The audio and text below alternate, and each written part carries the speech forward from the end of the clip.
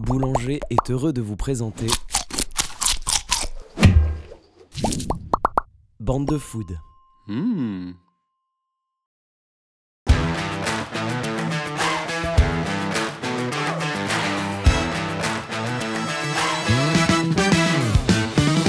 Bonjour à tous, bienvenue dans Bande de Food, le podcast de Bouche.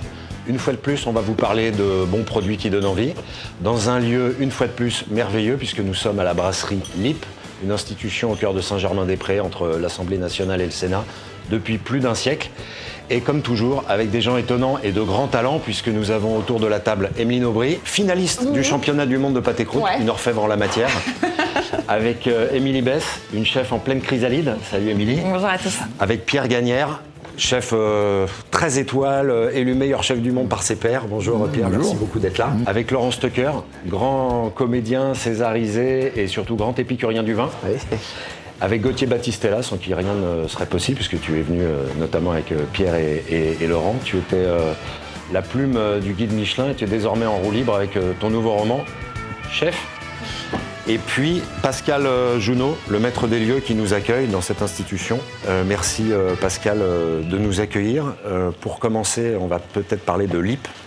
Moi j'avais une petite question. Pourquoi les miroirs ici sont inclinés de 10 degrés ? Alors avec l'inclinaison des miroirs et le jeu des miroirs dans la salle, quand on est assis à cet endroit-là, on voit ce qui se passe dans la salle du fond. Parce que c'est un lieu un peu d'influence. Voilà. On dit même que l'un des grands patrons, qui s'appelait Monsieur Caz, était le troisième personnage de l'État, tellement on voyait passer les politiques, les artistes et les personnalités influentes. Et donc il y avait des artistes qui avaient chacun leur table en bas. Oui, oui, comme toujours. Ah ben là, on avait Monsieur Belmondo là, qui avait la table As. Ouais. Là, on vient de faire une passation. Là, c'est Monsieur Lindon qui a récupéré la table de Monsieur Belmondo. Après, tous les gens importants, les hommes politiques, Bernard Tapie avait la table 16.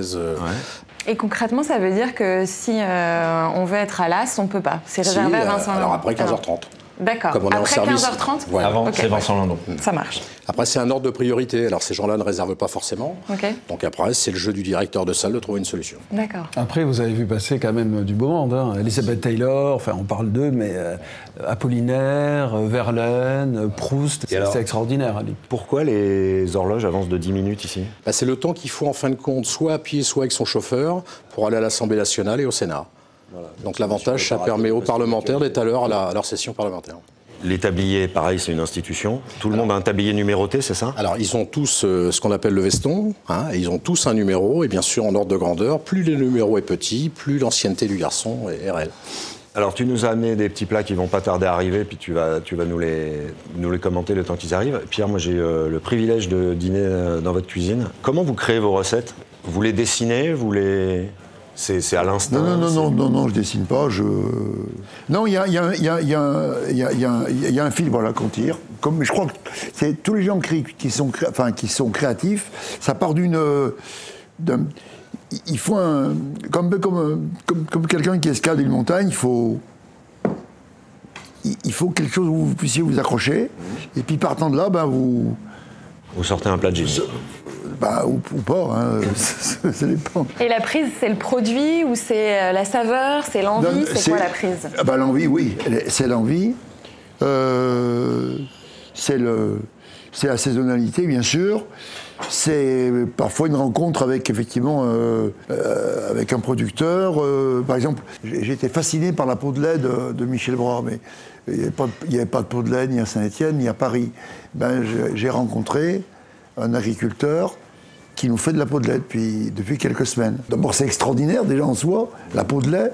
Et donc, cette peau de lait, on est en train de tourner autour pour en faire quelque chose qui soit bon, évidemment, qui soit peut-être drôle, et qui, dans tous les cas, apporte ce que nous cherchons tous autour de cette table, l'émotion. Exactement. Parce que le maître mot de ce que l'on fait, c'est créer de l'émotion, créer de la douceur et créer du lien par notre activité. Voilà, vraiment, c'est vraiment mon truc, quoi, ça. Ouais. En parlant d'émotion, il y a Emeline qui nous a amené un pâté croûte. Je disais que tu étais une orfèvre en la matière. T'es quand même connue pour... tu vas peut-être nous le sortir. Ouais. D'abord, tu dis pâté croûte ou pâté en croûte ? Écoute, moi je dis pâté en croûte. Parce que je suis sort de sa poche un parisienne. petit pâté en croûte, quoi. Une espèce de légèreté. Attends, oui. Pour moi, le pâté en croûte, c'est un plat très technique à réaliser. Enfin, on transpire un petit peu avant de bien maîtriser quand même la technique. Mais c'est surtout un plat où on voit la main du cuisinier partout. Mais partout. Que ce soit à l'intérieur, dans les taillages des viandes, dans les assaisonnements, le fonçage du moule, les décors, la dorure. Et puis la gelée. Et la gelée, ouais. Très importante. Très importante. Donc, moi, j'y mets beaucoup d'intention, en fait, beaucoup d'engagement. Et j'espère susciter une émotion, clairement, quand on reçoit ce pâté en croûte, qu'on le dépose sur la table pour un déjeuner dominical en famille ou un anniversaire. Il se porte très bien les bougies, tu vois. Alors, je ne te demanderai pas comment tu fais ces magnifiques motifs, parce que c'est un secret bien gardé. Exactement. En revanche, est-ce qu'il faut qu'il y ait absolument des cheminées, là, les fameux petits trous qu'on voit? Oui. C'est pas forcément dans toutes les recettes, mais dans cette recette-ci, tu sais que tout cuit en même temps. Tout est cru, la pâte, la viande à l'intérieur, tout est cru. Et ça monte à une certaine température quand même. Donc à un moment donné, pour que ça puisse et que le chapeau se décolle pas comme une montgolfière, il faut faire des cheminées. Mais c'est pas pour arroser pendant la cuisson avec... Non, on n'arrose pas. Par contre, après, une fois qu'il est sorti du four, progressivement, on va couler de la gelée qui vient nourrir la viande et qui vient combler l'espace entre la croûte et la terrine. Et alors, il y a un truc qui est important, c'est le moule. Le moule, ouais. Alors, tu sais que le moule, c'est une grande fierté nationale quand même. C'est une société qui existe depuis 200 ans, qui s'appelle Matfer-Bourja. Ils sont dans le Perche, en Normandie. C'est une jeune femme qui est à la tête de cette entreprise. C'est une très belle entreprise, Matfer. Ouais, Marine Mora. Donc, c'est un très bel outil. Alors, il y a plusieurs formes, il y a plusieurs tailles. Moi, je les ai choisis avec les chevrons, là, tu vois. Ça fait des jolis motifs sur le côté. Et alors, ça sort par le haut ou ça s'ouvre? Ah, il y a sa coulisse, en fait. Ouais, ça coulisse. Comme certaines terrines de foie gras. Voilà. Mais quand tu dis qu'il y a plusieurs formes, c'est toujours rectangulaire, un pâté en croûte? Non, tu as des moules ovales. Tu peux faire des cœurs, Magnifique. Déjà, si on veut acheter ton pâté croûte, on va où? Tu m'appelles. Ok. Tu On va pas donner ton 06 non, j'ai pas de boutique. aux millions de personnes qui nous regardent. J'ai pas de boutique et je ne souhaite pas en avoir. J'ai envie de produire uniquement sur commande, d'acheter à mes éleveurs, enfin aux éleveurs avec qui je travaille, et que sur ce que je produis et ce que je vends. Je veux pas une charcuterie avec une gamme, un étalage, gâcher de la marchandise. Je trouve que c'est un produit, c'est un beau produit et j'ai envie vraiment de soigner ça. Pierre, donc, pas de boutique. Il t'arrive d'en faire de... Oui, on en fait, oui, moi j'adore ça. Enfin, pour le gibier. Ouais. Non, mais c'est... Alors, je vais me rebondir là-dessus, puisque Gauthier a été Michelin. Moi, je suis un enfant de ce qu'on appelle la nouvelle cuisine, donc un enfant de Gaumillot qui m'a beaucoup servi, parce que c'était les premiers qui ont mis des mots sur la cuisine. Et ça, c'est ce qui a beaucoup changé dans la façon de cuisiner. Le problème de ces gens-là, c'est qu'ils avaient c'était devenu un dictat, et la nouvelle cuisine. Donc c'était un concept intéressant, mais ça, c'était fini aux oubliettes. Ça, c'était aux oubliettes. C'est-à-dire que toute cette cuisine qui fait partie de notre patrimoine, elle avait complètement disparu. Et alors, aujourd'hui, c'est revenu en force. Et il me semble qu'aujourd'hui, on est arrivé à une espèce de point. Alors, il y a eu bien sûr la grande mode de la cuisine moléculaire, qui est donc avec Adria, qui est un mec génial. Ça a duré 10 ans. Mais aujourd'hui, ce qui est intéressant, la cuisine, Oui, ça n'a pas duré. c'est ça. C'est la cuisine, elle est multiple. Et c'est vraiment formidable que tout ça revienne sur le devant de la scène, évidemment. Ouais. Hein. C'est mais génial. Tu sais qu'il y a un engouement pour le pâté en croûte, mais bien sûr, mais bien sûr. Et des jeunes femmes, des jeunes femmes qui me disent mais je suis folle, c'est pâté en mondial. croûte. Ouais, Alors, il y a l'art du moulage, du démoulage, et puis il y a l'art de la découpe. Ah, de la découpe, oui, enfin l'art... Parce que moi, je suis fasciné. Il y a quand même beaucoup de choses dans un pâté en croûte. Ouais. Mais quand on le découpe, ça ne déborde pas, ça ne bave pas. Il faut des couteaux particuliers pour découper un pâté en croûte. Oui, des petites dents un peu fines pour entamer la croûte qui peut être un peu croquante. Ouais. Celui-ci, il a 3 jours de frigo, donc la pâte est un peu moins croquante. La terrine aura un petit peu vieilli, donc elle sera un peu plus savoureuse. Mais des petites dents cantées, ouais. Et puis normalement, si on veut vraiment bien faire les choses, on a un couteau lisse à l'intérieur, mais là, ça va très bien se passer normalement. Voilà, une part pour Pierre et une part pour Laurent. Non, mais ce qui m'excite par-dessus tout, tu sais, c'est que je le monte et tant que tu n'as pas ouvert ton pâté en croûte, ben, tu as toujours la petite appréhension de savoir est-ce que ça a marché, est-ce que... Ça fait durer le suspense, hein, Je veux voir la première. Ah, écoute. Non mais la lasagne, Il y a des pistaches. Est-ce que ça va? Il est très bien. Tu vois, c'est il est le tout plat qui est simple. meilleur de Il y a un lendemain. petit peu de... Oui, c'est ça, voilà. Un petit peu de boudin noir fumé, là, du Perche. Et c'est des abricots séchés? Les petits oui, un carrés. petit peu de boudin noir, La brunoise orange, c'est quoi? C'est de la carotte. La carotte. Ouais. Oui, parce que les Pistache et un peu abricots, ça aurait été Pistache, étonnant, carotte. hein. Des abricots, ouais, j'en mets parfois. Là, il n'y en a pas parce qu'il y a déjà du sucre avec le... Comment dirais-je, avec la carotte. Mais ouais, je mets des fruits secs, tu sais, des pruneaux ou bien des... Et le pâté dont tu es le plus fier, entre guillemets, ou celui qui t'a procuré le plus d'émotions, c'était quoi? Ben, celui de championne du monde, là, ouais. Tu sais, j'avais fait un petit papillon à l'intérieur, comme les papillons que fait mon mari l'année dernière, la 2021. Ouais. Mais alors, j'étais la seule femme, donc j'ai malice à dire que je suis championne du monde catégorie féminine. Bah oui. Ça, c'est comme les animatrices de télé. Alors, pendant que tu découpes, on va continuer sur la cuisine patrimoniale. Pascal, là, c'est quand même des plats un peu... Alors là, je vous ai fait un petit échantillon comme ça. Qu'est-ce qu'on a? Des plats typiques de la brasserie qui sont pour ainsi dire à la carte depuis plusieurs dizaines d'années. Le jarret lentilles, un incontournable. Ouais. Je ne suis pas créateur de la recette, mais aujourd'hui, moi, je dois la maintenir. C'est un cahier des charges de mon poste, comme on dit. Ouais.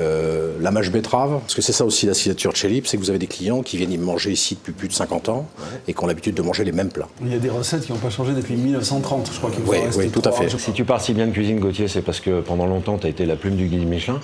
Ça consiste en quoi? T'accompagnais les inspecteurs? Alors je les accompagnais sur le terrain et puis surtout ils remontaient vers moi des informations, on va dire techniques, très techniques et confidentielles. Donc tu les connais tous? Écoute, oui, je les connais. Et en tout cas, ce que je dois dire, c'est que ce sont des gens qui ont un amour de leur travail qui est impressionnant parce que c'est, tu sais, de l'extérieur, quand tu dis que tu es inspecteur, ça fait rêver tout le monde. Tu vois, tu vas manger dans le restaurant, etc. Espion, Ouais. Mais il faut imaginer une vie. Tu te lèves, tu vas déjeuner. Tu fais souvent des déjeuners opulents, pas toujours dans des bonnes maisons. En fait, en réalité, assez rarement dans les bonnes maisons. Tu fais 500 km pour aller dîner le soir. Tu manges à nouveau, tu prends la dégustation. Le lendemain, tu fais 100 km. Là, vous êtes en train de nous dire que la vie de critique gastronomique est difficile. On est d'accord, juste pour lecture, là. Je le dis et je le maintiens. D'accord. Parce que moi j'ai fait ça au tout début pour l'Italie pendant 2 mois, où je visitais les hôtels, je mangeais, etc. Et au bout d'un moment, il y a une espèce de fatigue psychologique qui se fait parce que tu ne bouges pas, parce que ton corps, tu vois, tu fais pas d'exercice physique, tu es tout le temps dans la voiture. Et je sais, les inspecteurs, moi je les vois changer. Hein. C'est-à-dire que d'ailleurs, ils sont assez jeunes. Contrairement à ce qu'on peut penser, c'est pas des mecs à bedaine avec des bretelles du tout. Ils ont une quarantaine d'années et en 10-15 ans, tu les vois changer, même physiquement. Laurent, j'ai vu que si tu n'avais pas été comédien, tu aurais été œnologue ou sommelier. Œnologue ou même cuisinier, ça m'aurait plu, oui. C'est comme disait Pierre tout à l'heure, c'est des métiers de création. Moi, je t'aurais bien vu mettre d'hôtel, tu vois, chez Oui, aussi. Moi, en fait, ce que j'aime beaucoup, en fait, c'est le rapport entre la théâtralité de tout ça. Et j'étais issu d'une famille très modeste qui n'avait pas la chance d'aller dans les restaurants gastronomique. Et moi, en faisant un métier d'art, en faisant de théâtre, en faisant du cinéma, ça m'a intéressé. Et ce qui m'intéresse vraiment, c'est évidemment la gastronomie, l'énologie, mais c'est aussi le côté théâtral, en salle, décanter une bouteille. Je trouve que c'est très théâtral. Ça a quasiment disparu. Hein. Ça a quasiment disparu, mais il y a encore des maisons, ou comme chez Pierre, où on présente aussi quelquefois un saumon avant de le... Et moi, je trouve ça très théâtral. Moi, ça m'intéresse beaucoup. T'avais fait une pièce avec Philippe Forbrac, Oui, j'avais demandé à Philippe Forbrac de faire au Studio Théâtre un spectacle où j'étais avec lui et où il avait fait il avait assemblé les vins avec des plats emblématiques. Par exemple, il y a une recette dans Le Bourgeois Gentilhomme qui est vraiment une recette du temps de Molière. Et je lui avais demandé, sans savoir que j'allais jouer l'avare 10 ans plus tard, de faire un vin pour l'avare, un vin pour le bourgeois gentilhomme, etc. Donc il avait fait des accords. Et alors tu es venu en bonne compagnie, donc qu'est-ce que tu nous as amené? Alors j'ai apporté un Meursault Vireuil, c'est un climat donc, de Meursault chez Jean-Marc Rouleau en 2011. Et je trouve que c'est un Meursault qui est absolument magnifique. Et Jean-Marc Rouleau a cette particularité qu'il est aussi comédien. Et donc c'est un ami depuis 25 ans, j'ai une allocation depuis plus de 20 ans chez lui. Et je trouve qu'il fait des vins extraordinaires. Donc voilà, je voulais faire partager La bouffe, c'est important dans la transformation d'un comédien, parce que j'imagine qu'il y a des rôles, il faut grossir, il faut maigrir. Oui, c'est très important, mais même pour, si vous voulez, il y a parfois, je dirais, des menus qui m'inspire, moi, dans mon jeu d'acteur. Si je vais manger chez Pierre, je vais pas faire la même impro que si je vais manger dans un autre endroit. Enfin, Et comment vous l'expliquez? Ça joue sur l'état d'esprit, sur l'énergie? De toute façon, on sait très bien que quand on déjeune bien ou quand on dîne bien, on est quand même dans un meilleur état d'esprit. Et ça peut être des choses très simples, ça peut être juste un produit très simple. Moi, je ne mange pas avant de jouer et je ne mange pas après avoir joué, par exemple. Je fais un repas au déjeuner et c'est tout. Alors, sauf en tournée, quelquefois en tournée. Mais en tournée, c'est très compliqué de trouver des bons restaurants parce que les problèmes des tournées, c'est qu'à 23h30, dans des villes de moins de 10 000 habitants, c'est difficile d'aller se régaler chez un chef. Mais voilà, c'est une philosophie. C'est une philosophie de vie aussi. C'est une philosophie de ce qu'on a envie de partager, de ce qu'on a envie de vivre et de ce qu'on a envie de goûter. On n'a pas envie forcément de se mettre dans le corps des choses qui ne nous plaisent pas. C'est une philosophie, puis c'est une science. C'est important. J'ai vu que vous aviez fait une collaboration avec un physico-chimiste. Oui, c'est plus qu'un physico. Enfin, Zervetti, c'est l'inventeur de la cuisine moléculaire. Il est à AgroParisTech, il est au Collège de France, il est à l'INRA. C'est un type extraordinaire qui, à travers la chimie, explique tout ce qui se passe autour de la cuisine. Par exemple, vous cuisez un gnocchi, vous faites un gnocchi, il part au fond de l'eau. Et lorsqu'il est cuit, il remonte. Pourquoi? Voilà. Parce que c'est prêt. Donc il explique pourquoi scientifiquement. Donc il y a c'est pas des recettes, c'est une façon le métier, comme les mots qui ont été mis par des journalistes et qui permettent de vivre la cuisine avec ces mots qui sont si importants.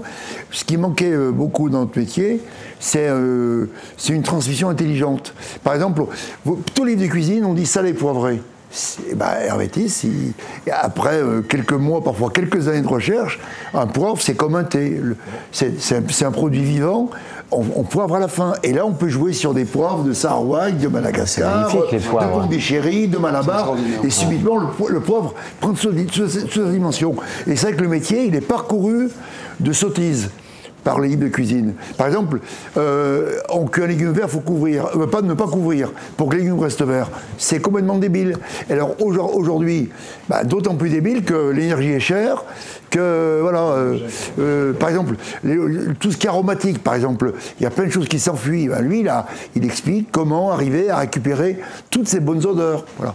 Donc c'est un défricheur et c'est un vrai scientifique. C'est pas. Il est à l'Institut national de la recherche agronomique. Ceux qui ont une formation presque de chimiste, ils connaissent encore mieux le degré ou le moment où la cuisson. Bien sûr, par exemple, pour un plat. Vous avez des notions comme ça, j'imagine. D'abord, il fait des séminaires quotidiennement. Tout est gratuit. Tout est en ligne. Et Hervé n'a pas pâti de la chute un petit peu de la cuisine moléculaire? Non, mais c'est pas son problème, lui. Non, mais parce qu'au début, quand même, il était un petit peu attaché à ça. Même toi, quand tu annonçais des recherches avec lui. Moi, c'était par... Toi, le livre que j'ai amené, là, c'est le bonheur d'apprendre. Il y a des trouvailles, tu vois, le Wurtz, les gypses, c'est sur l'étagère, comme le sel, le poivre ou sumac. La réaction chimique, dès que tu fais cuire une entrecôte dans une poêle, c'est la chimie. Absolument. Alors dans ce qui se déguste aussi bien, c'est ton dernier bouquin, Chef. C'est ce qu'on dit. Donc très à propos.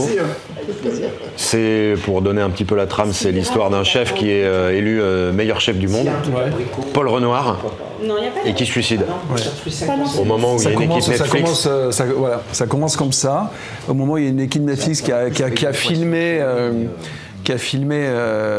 en fait toutes ses confidences auparavant, dont le chef va nous raconter sa vie, puisqu'il a été formé par sa grand-mère, donc on peut comme ça remonter quasiment à la mère Brasier, et je raconte en creux toute l'évolution de la cuisine française, on en a parlé un petit peu, c'est-à-dire on est passé de la cuisine de grand-mère, des grandes mères, les mères lyonnaises, puis ensuite les hommes se sont emparés de cette cuisine, en s'en emparant ils sont devenus des stars, parce que c'était tellement étonnant qu'un homme cuisine, etc.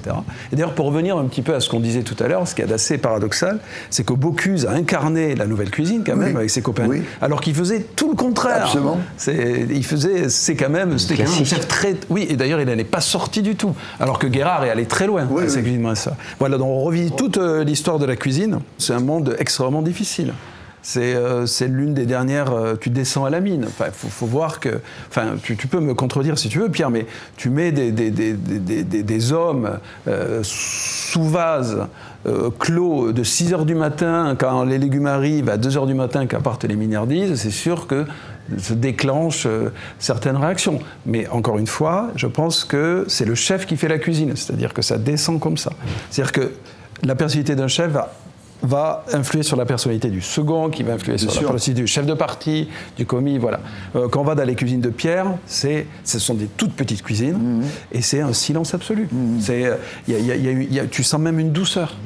T'en parles si bien parce que je crois que tu t'es même déguisé en commis de cuisine chez Ducasse. Oui, je suis resté 5 jours au Plaza Athénée à l'époque parce qu'il voulait que j'écrive... Ça va, c'est pas les favelas non plus? Non, mais il voulait que j'écrive un livre. D'ailleurs, finalement, je lui ai proposé quelque chose, il a refusé parce que il a trouvé ça trop violent. En fait, ce qu'on voit, c'est la tension palpable. Un poisson arrive avec 10 minutes de retard. Au niveau du poisson, il commence à avoir une tension. Il y avait ce jeune Grégory qui était au pigeon depuis 9 mois. Pendant 9 mois, il faisait que les pigeons, c'est-à-dire qu'il enlevait, il brûlait au chalumeau et ensuite, à la pince à épiler, il retirait. Ce jour-là, il s'entaille, il perd... Enfin voilà, l'ambulance arrive. Donc tout ça, en fait, je trouvais que c'était intéressant de le raconter parce que la cuisine c'est un vaisseau, c'est un navire. Et on dépend tous les uns des autres. Voilà. Et c'est ce que j'ai aussi essayé de raconter dans ce roman, la vie de la brigade. Voilà. Enfin, d'une certaine brigade, parce que le Plaza Athénée, c'est pas non plus représentatif d'une majorité de restaurants ou d'une majorité de brigades. N'est représentatif quasiment qu'à cette époque-là du Plaza Athénée. Vous avez raison. C'est-à-dire qu'il y avait 10 nationalités différentes. C'était tous des gens qui étaient là pour partir, en fait. Tu passes au Plaza pour devenir autre chose, évidemment. Et d'ailleurs, aujourd'hui, je termine là-dessus, je pense que l'idée du Plaza tel qu'on le concevait, c'est-à-dire l'idée du palace, est en train de s'effondrer. C'est terminé. Voilà. Parce que Parce qu'il n'y a plus d'argent, parce qu'on n'a plus de Russes, parce qu'on n'a plus de Chinois, et qu'on arrive, et on va en parler, vers des restaurants de plus petite taille. On essaie de retrouver une convivialité. D'ailleurs, c'est assez intéressant, ça. On l'a perdu, cette convivialité de se mettre à table tous ensemble. Là, je suis allé récemment chez Victor Mercier. Ce qui est intéressant, c'est que dans la même salle, tu as le comptoir où il faut être, où tu réserves pour être au comptoir, qui est étoilé, et derrière, tu as la salle qui n'est pas étoilée. Alors, on est dans un inversement comme ça, intéressant des valeurs, parce que le comptoir, en fait, on essaie de retrouver ce qu'on fait aujourd'hui, c'est-à-dire on se met, on discute. Pierre, on parlait de multinationalité, vous êtes présent dans de nombreux pays, vous êtes en Corée du Sud, vous êtes en Chine, vous êtes au Japon, en France évidemment, à Londres. Comment vous faites pour gérer cette constellation ? D'abord, c'est assez récent. Moi, j'ai démarré ça, j'avais 55 ans. Donc, j'ai eu un premier projet à Londres, effectivement. J'ai beaucoup hésité parce que j'avais peur de perdre mon âme. De ne plus être chef ? De ne plus être à la hauteur de ce que je voulais défendre dans l'assiette. J'arrivais pas à transmettre ce que je voulais, quoi, parce que comme c'est très très personnel, c'est très émotionnel. Et puis ça a marché. Et puis il y a un deuxième, un troisième, voilà. Bon, et comme j'avais quand même à ce moment-là formé déjà un certain nombre de personnes, ces gens sont partis. Un est parti là, un est parti là, et ces gens, ils ont planté la graine. C'est comme ça qu'on construit la Dream Team, c'est d'être un peu un incubateur de talents. Oui, mais on le sait après, parce que moi j'ai pas de plan de carrière, les choses elles viennent.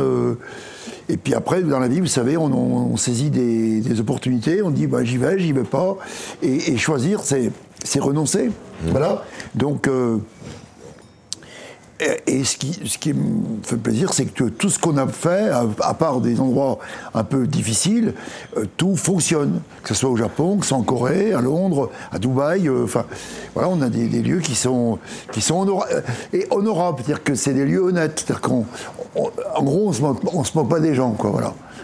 Et les gens qui m'accompagnent, ce sont des gens dont je m'occupe vraiment comme mes enfants. Et c'est pas évident parce que là, on vient vivre le confinement.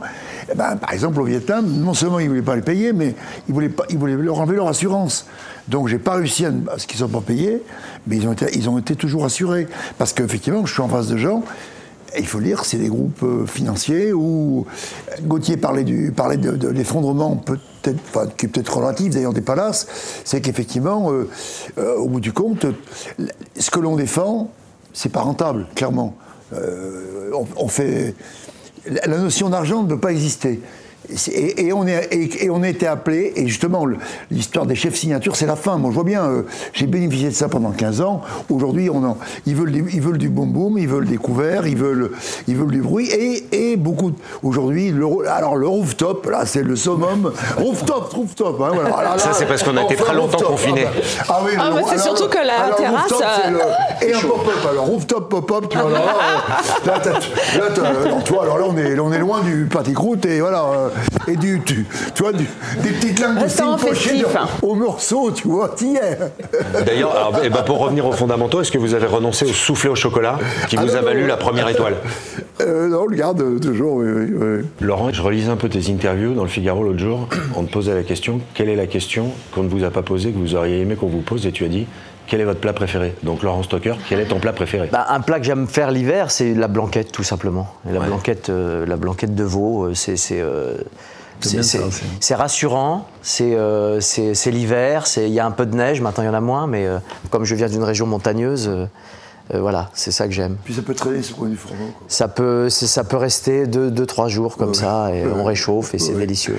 Avec du riz blanc. Exactement. Pierre, c'est quoi votre plat ou votre produit non, j'ai pas de plat. Non, j'ai des obsessions parfois. Ouais. Pendant un moment, c'était la betterave rouge. Okay. J'en mettais de partout, quoi. J'adorais ça. J'adore la couleur, voilà, le rapport. Voilà. Mais autrement, non. En gros, j'aime tout, quoi. Ça dépend des produits, quoi. Ouais. Je ne vais pas demander à un chef quel est son restaurant préféré parce que sinon vous allez vous faire plein d'ennemis. Oui. Mais dans les dernières expériences que vous avez faites, il y a un restaurant qui vous a un peu bluffé? Alors, il y a un restaurant dont je suis assez fier.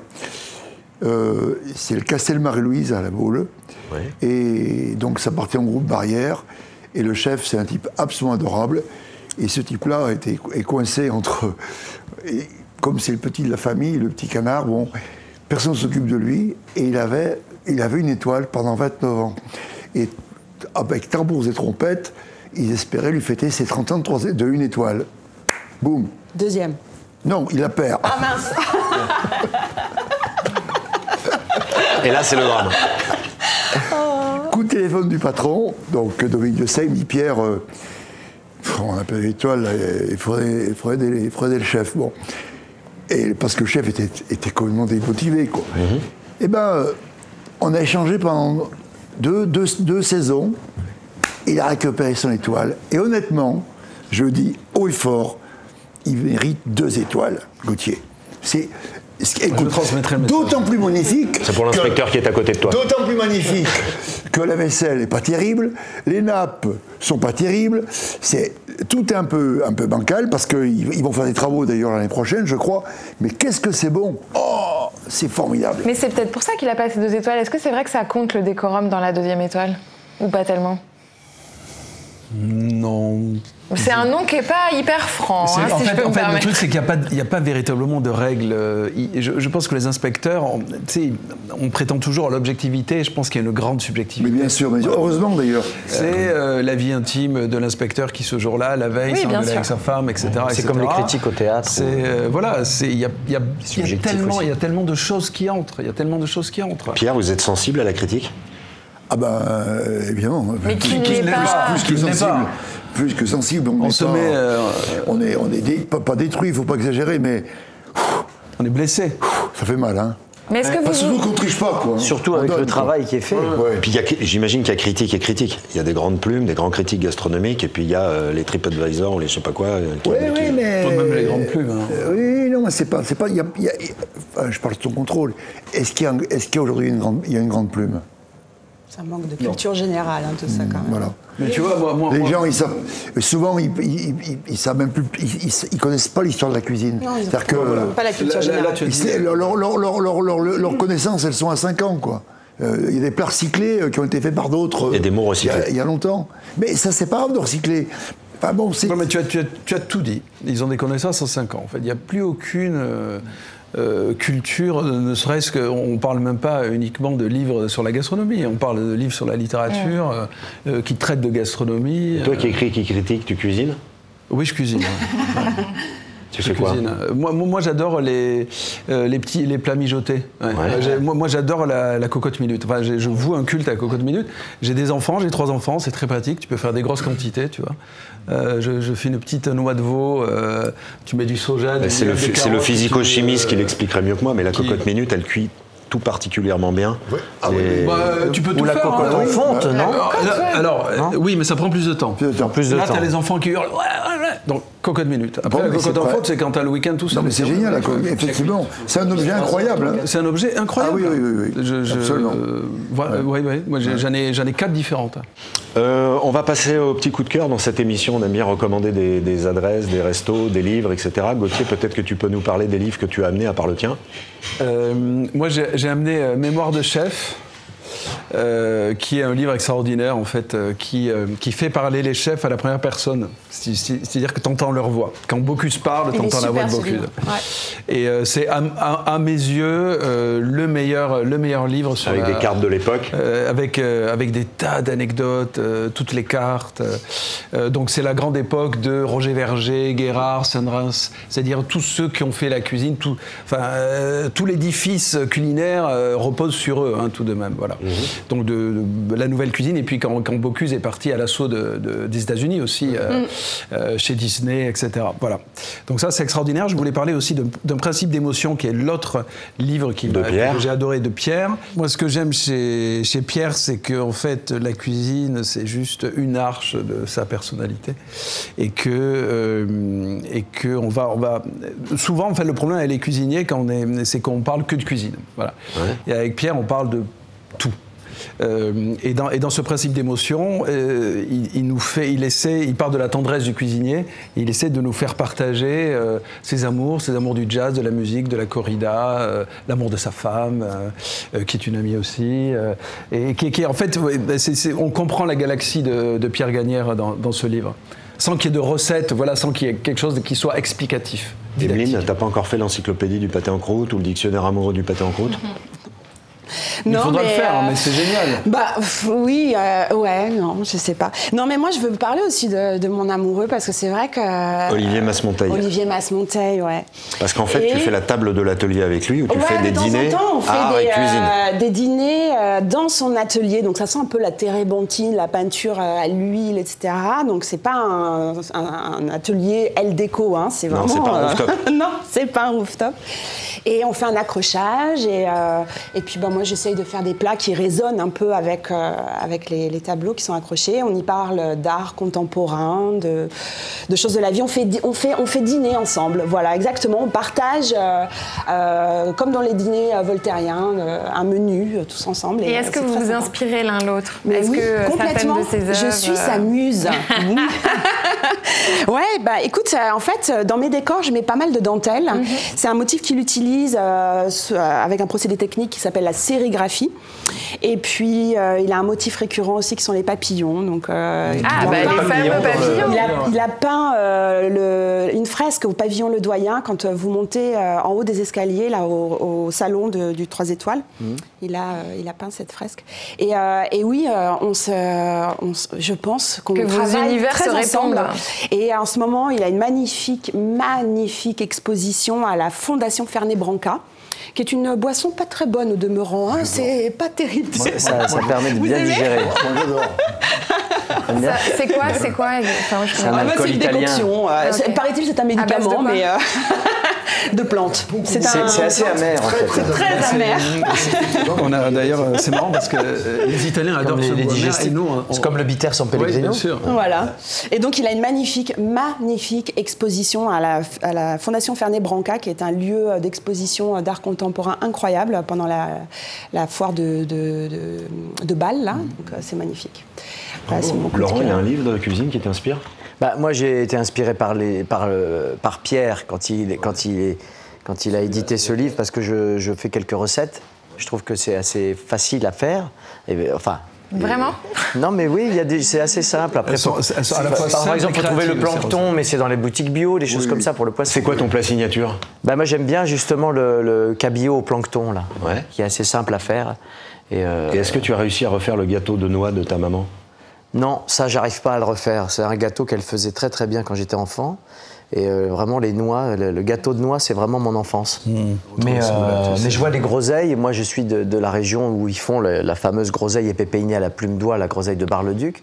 Et je fais mon foie gras à la Mirabelle et aux groseilles de Bar-le-Duc épépéinées, mais groseilles blanches. Pas groseille à macro. Non, c'est la groseille blanche épépéinée. Oui. Et avec le foie gras, ça se marie très bien. Avec du... Tu incorpores la groseille dans le foie gras? Non, je la sers à côté et je fais par contre, au lieu de mettre du cognac, je mets de la Mirabelle. D'accord. Et je trouve que ça matche bien avec du poivre sarawak.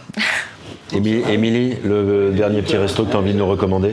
Alors, il y en a deux. Il y en a un que je viens de faire, là, c'est hier à Marseille, qui s'appelle Cantoche. Ce que j'adore à Marseille, il y a deux choses. C'est que c'est une ville qui est frontière, c'est-à-dire hyper tournée vers la Méditerranée, le Maroc, et en même temps, avec toute la culture française également. Et donc, cette ville, elle bouillonne, elle est extrêmement vivante, et à son image, il y a quasiment un resto qui s'ouvre par jour, tellement c'est vivant. Et là, j'ai essayé un resto qui s'appelle Cantoche, avec deux femmes en cuisine, Juliette Toche et Clarisse Bonnard. Là, le midi où je suis allée, il y avait une énorme raviole frite avec de la chair à saucisse, beaucoup d'herbes fraîches, d'une sauce tomate avec des vraies tomates qu'on gorgeait de soleil. Enfin, c'est excellent, vraiment. Et le deuxième, c'est à Paris, c'est un café qui s'appelle le Café Tram. Alors, on parlait à l'instant de l'ambiance qui participe à l'assiette, et là, on est vraiment là-dedans parce qu'en fait, c'est un café-librairie. Et alors, il y en a quelques-uns des cafés-librairies à Paris, mais je trouve qu'il y a toujours un truc qui marche pas parce que il y a soit la librairie qui prend le pas sur l'assiette, soit l'assiette qui écrase tout. Enfin, on est toujours entre deux univers qui ont un peu de mal à se rencontrer. Là, le mariage, il opère, il est réussi. D'abord, c'est hyper joli. La librairie, c'est un peu un boudoir, c'est assez petit. Donc, t'as envie de te poser là un après-midi avec un livre et qu'on t'embête pas. Et voilà, tu te sens en sécurité dans cet endroit. Et la cuisine est encore une fois très, très réconfortante. Ça t'a donné des idées pour ton futur resto? Moi, à chaque fois, on me dit ça parce que c'est vrai que j'ai été journaliste, j'ai écrit un livre, maintenant je fais de la cuisine. Donc, mais en vrai, j'ai jamais ressenti l'idée ou le besoin ou l'envie. Avant les bons petits plats, les beaux jours. Ouais, de marier les deux. C'est pas tellement quelque chose qui m'attire, mais bon, pourquoi pas. Après, on est toujours rattrapé par ce qu'on fait. Il y a une nouvelle librairie aussi qui est intéressante, qui est pas loin, qui est 54 rue des Écoles, ça s'appelle Page et Cépage. C'est une librairie où on parle j'ai découvert ça hier, on parle de vin, mais on parle de littérature aussi. On choisit un livre et on choisit la bouteille qui va aller génial. avec.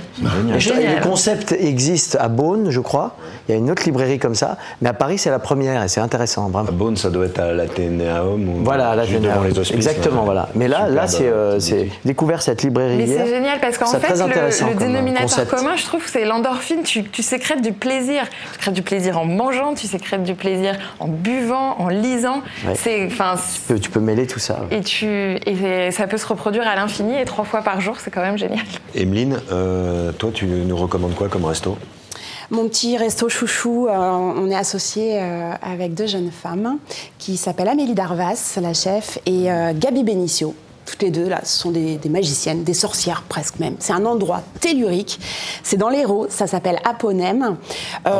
Essayez de réserver, c'est un peu mission possible. Vous êtes allés? Non, mais tout le monde m'en parle. Hein. C'est incroyable. Dans le coin, parce que notre restaurant à Nîmes, là, ils les connaissent bien et ils sont fous. Ils adorent cet endroit. Hein. C'est le plus beau restaurant du monde. On est immergé immergées dans la nature environnante. Elles ont leur potager, elles cuisinent très végétal, pour tout vous dire, et ça rentre en résonance avec le paysage, c'est tellurique, c'est... Waouh, j'adore. Gauthier? Moi, j'adore aller manger un poulpe grillé aux délices d'Aphrodite. Tu vois, l'adresse bis des Mavromatis. Mavromatis, oui. C'est extraordinaire, le poulpe extraordinaire. J'adore manger, il faut aller manger les nems, double cuisson de nems, chez Douéry, qui est un petit vietnamien qui est à côté de chez moi, dans le 12e. Qui est de Côte. Exactement, voilà. Tu vois, bien sûr. Les nems là, croustillants. Magnifique. Savoir que je vais bien manger me rend là au Siam aussi, c'est bien. Voilà. Chef, quand t'es pas en cuisine, tu vas où? La dernière fois que je me suis fait plaisir, là, c'est chez Manuel Martinez, le relais Louis XIII. C'est inoxydable. Inoxydable, c'est la cuisine bourgeoise, c'est le goût, c'est... Enfin voilà, c'est toujours un super moment de cuisine, un moment de... Et puis c'est un personnage sympa. Et puis voilà, il est attachant, il est dispo. Moi, ça m'est arrivé de l'appeler pour lui poser une question. Quand il passe dans le coin, s'arrête prendre un café. Après voilà, c'est un personnage. Il est l'heure de se quitter pour se retrouver pour un prochain épisode de Bande de Food. Vous pouvez nous regarder sur YouTube, nous écouter sur toutes les grandes plateformes de podcast. Vous pouvez retrouver tous ces bons produits, toutes les bonnes adresses sur les réseaux sociaux, Instagram, TikTok, tout ce qui se partage avec des pouces et des étoiles. Et je finirai par la devise de la comédie française qui t'est chère, cher Laurent. Simul et singulis, c'est ça? Être ensemble. Et être soi-même. Et rester soi-même. Oui, c'est ça. À bientôt. Au revoir.